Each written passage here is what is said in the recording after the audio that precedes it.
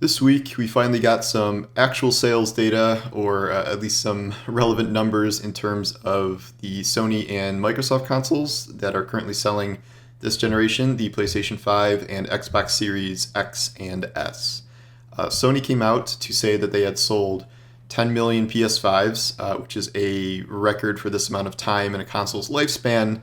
Not just PlayStation consoles, but any console in history. This is an all-time record to hit that mark, I believe.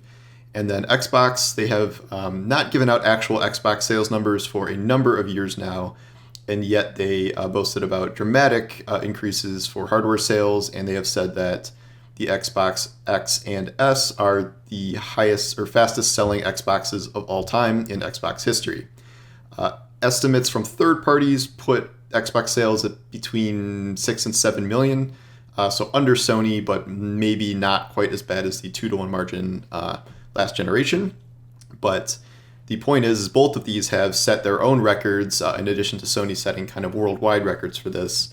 And this really flies in the face of a lot of talk before this that, the idea of dedicated console generations and dedicated video game consoles was winding down. And yet here we are with them more popular than ever. So why is this happening? Why is there not some sort of shift away from video game consoles to different places you can play games, like was predicted? Everyone was saying the rise of mobile, the rise of VR, the rise of streaming and stuff would kind of eclipse video game consoles, and yet the opposite has happened, where consoles are surging, and these other categories are either struggling or are entirely separate markets.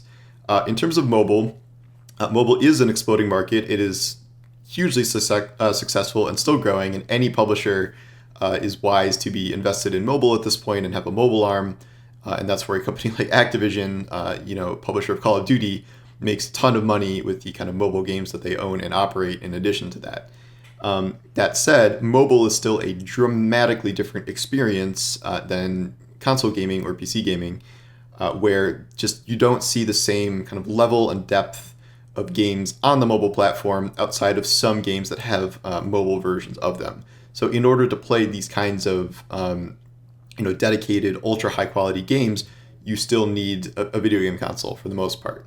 The same is true of VR, where you have unique VR experiences, but that technology has not taken off in anything approaching kind of widespread adoption. There are, millions of VR headset sales, and yet the library of games that VR offers is dramatically different than the console library. There are less games, and there are not really as many high-profile games as we see in the traditional console market. So VR has really posed no threat to traditional consoles at all. Finally, we can get to game streaming, where even a company like Microsoft has started to invest heavily in game streaming, where at the very least you can download your games to something that has a hard drive, potentially a mobile device at times, but otherwise a lot of the time you can just stream through Xbox cloud streaming, where it will not actually need to use your hardware. It will stream from an outside source, and we have seen the rise of other companies, tech giants, attempting to do this, like with Google Stadia and Amazon Luna. This is also something that has not really taken off. Amazon and Google have struggled because they do not really have any unique offerings to put out on these services. They are just kind of scraping up the remnants of third-party publishers that they're working with, and their models are sort of questionable, where Stadia is making you buy individual games to stream on the cloud, whereas Microsoft just has Xbox Game Pass, and many games can be cloud streamed from there.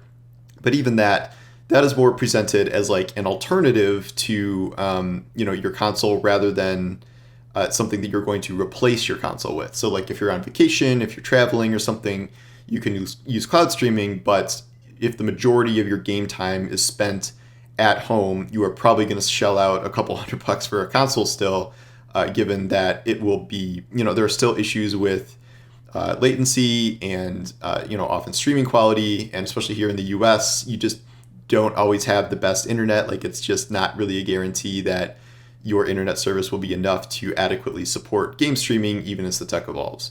So pretty much between the Nintendo Switch, the Xbox Series X and S, and the PS5, there is nothing to rival these three in the gaming space other than the concept of PC gaming, which is just kind of this eternal presence that is also never going away. This is going to be a massively successful generation. We are going to see continuous records broken for sales as the gaming population gets older, and older gaming players are not dropping out of gaming. They are continuing to game, and then their kids are gaming, or even their grandkids are gaming.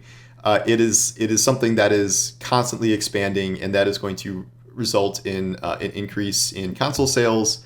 And we are not going to be done with dedicated video game consoles anytime in the near future. I don't even think by next generation, or potentially even the generation after that. Video game consoles are in a very strong place, and rumors of their demise have been greatly exaggerated.